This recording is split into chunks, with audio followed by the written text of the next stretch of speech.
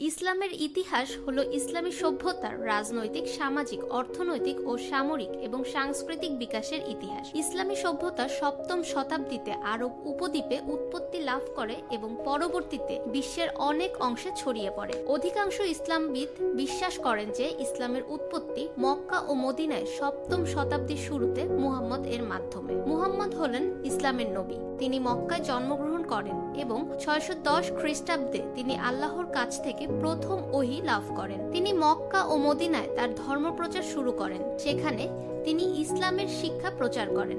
মুসলিমরা এই সময়কে ইব্রাহিমীয় নবীদের দ্বারা প্রেরিত মূল ধর্মে ফিরে আসার সময় হিসেবে বিবেচনা করে। ইব্রাহিমীয় নবী হলেন আদম, নূহ, ইব্রাহিম, মুসা, দাউদ, সুলাইমান এবং ঈসা।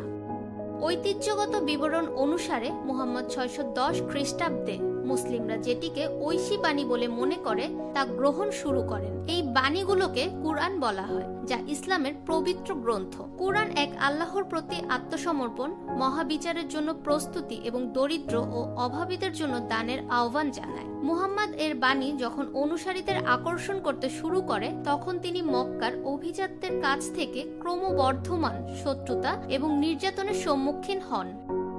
মক্কার অভিযাত্রা মুহাম্মদ এর শিক্ষার দ্বারা তাদের ক্ষমতা এবং প্রভাব হুমকির মুখে পড়তে দেখেছিলেন। 622 খ্রিস্টাব্দে মুহাম্মদ ইয়াথরিব শহরে হিজরত করেন। ইয়াথরিব ছিল একটি আরব শহর যা মুহাম্মদ এর শিক্ষার প্রতি ইতিবাচক ছিল। মুহাম্মদ ইয়াথরিবে একটি ইসলামী সম্প্রদায় প্রতিষ্ঠা করেন এবং আরব উপদ্বীপের অন্যান্য গোত্রগুলোকে ইসলামে ধর্মান্বিত করতে শুরু করেন। 630 খ্রিস্টাব্দে মুহাম্মদ মক্কায় বিজয় করেন এবং সমস্ত মূর্তি ধ্বংস করার আদেশ দেন। এই পদক্ষেপটি আরব উপদ্বীপে ইসলামের আধিপত্য প্রতিষ্ঠার ক্ষেত্রে একটি গুরুত্বপূর্ণ মাইলফলক ছিল। মুহাম্মদ মৃত্যুবরণ করার সময় আরব উপদ্বীপের প্রায় সমস্ত গোত্রেই ইসলামে ধর্মান্বিত হয়েছিল। মুসলিম সম্প্রদায়ের নেতা হিসেবে তার উত্তরসূরি কে হবেন তা নিয়ে মতবিরোধ দেখা দেয়। এই মতবিরোধ রাশিদুন খিলাফতের দিকে পরিচালিত করে, যা ইসলামের প্রথম 4 জন খলিফার শাসনকাল। 19শ এবং 20শ শতাব্দীর মধ্যে মুসলিম বিশ্বে ইউরোপীয় উপনিবেশদের উত্থান ঘটে। এই সময়ের মধ্যে ইউরোপীয় শক্তিগুলো যেমন Britain, France, Spain, Portugal, Russia এবং জার্মানি মুসলিম বিশ্বের বেশিরভাগ অংশে উপনিবেশ গড়ে তোলে।